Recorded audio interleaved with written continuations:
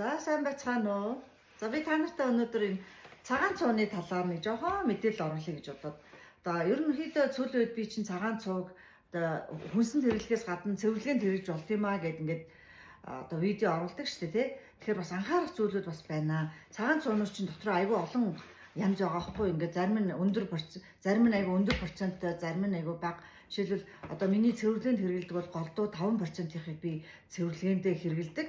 За энэ одоо надад энэ гэрт байгаа энэ 30%-ийг за энэ 30%-ийг би юунд хэрэглэдэг вэ гэхээр устдаа хольж найруулад нөгөө гэрт гүгээд байгаа шоргоо, заалз тэгээ гадаа манай нөгөө гадаа зэрлэг ургамал ургадаг шүү. Манай хашаанд тэрлэгөө ингээд цацхаар зэрлэг ургамлыг ерөнхийдөө устгачдیں۔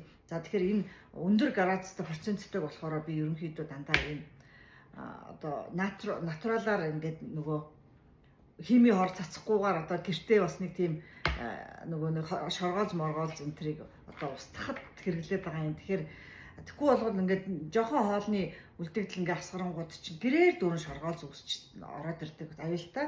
За 5%-ийг болохоор би голдуу цэвэрлэгэнд хийдэг хэрэглэдэг тий.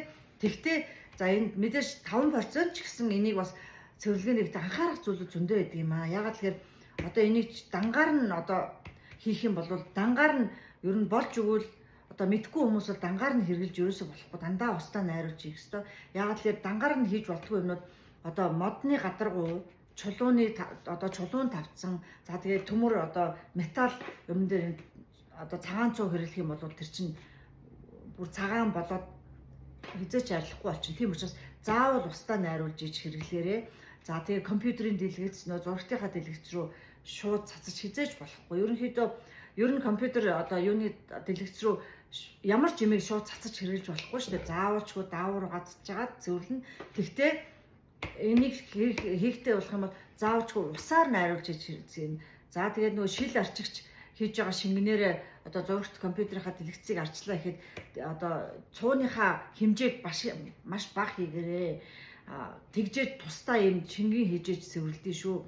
Шил арчигч бол яг нэг шил цонх одоо шил цонх толиг бол ерөнхийдөө бол нэг аяга цагаан цуу хийгээд хоёр аяга устдаа хийхэд бол шил арчигч одоо бүх төрлийн шил арчигч цонхнуудыг бол арчиж болдог. За зургтын өөр компьютерийн дэлгэцийг бол тэрүүг арч арай жоохон одоо нөгөө дэлгэцийнх нь нөгөө юу гэмтэх учраас тэрийг цуугаа маш багаар хийх ёстой шүү. Тэгж нэг аяга хоёроор хийж болохгүй.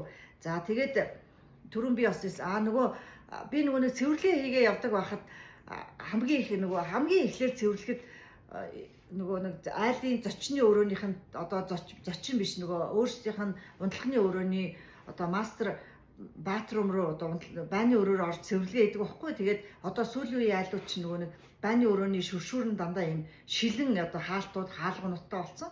Тэгээд тэр нь ингээд ус гойцоор агаад ус чинь ингээ удахаараа ингээд ийм цагаан толбонуудтай олдож дүүрэн цагаан толбонуудтай яаж ч угаагаад арилдгүй тэрийг ингээд арилгах арга байдаг. Тэрэндээ нөгөө хоёр одоо яг тэрэндээ болохоор би арай жоохон цууныхаа хэмжээг бол арай их хийчдэг гэсэн үг. Нэг дахиад нэг ийм одоо шүршигч бэлдээд тэрэндээ зөвхөн одоо юундаа хийдэг. Тэгэхээр тэрэндээ яадаг вэ гэхээр одоо нэг хоёр аяга цуу, нэг аяга ус хийгээд нөгөө одоо нөгөө бааныхаа дотортлын тэр усны толб болсон удаан ийм толб болсон газар руугаа ингээд цацаад 15-20 минут орхичдаг. Бүр арилахгүй байх юм бол нөгөө юу яадаг нөгөө юу вэ штэ нөгөө хүнсний содоосоо бас ингэж юу яаж байгаа бас нэг ийм нунтаг шиг ийм одоо зуурмаг шиг болгож байгаа түрхээд ингээд цацаад за тэгээд нэг 15-20 минут үлдээчихдээ.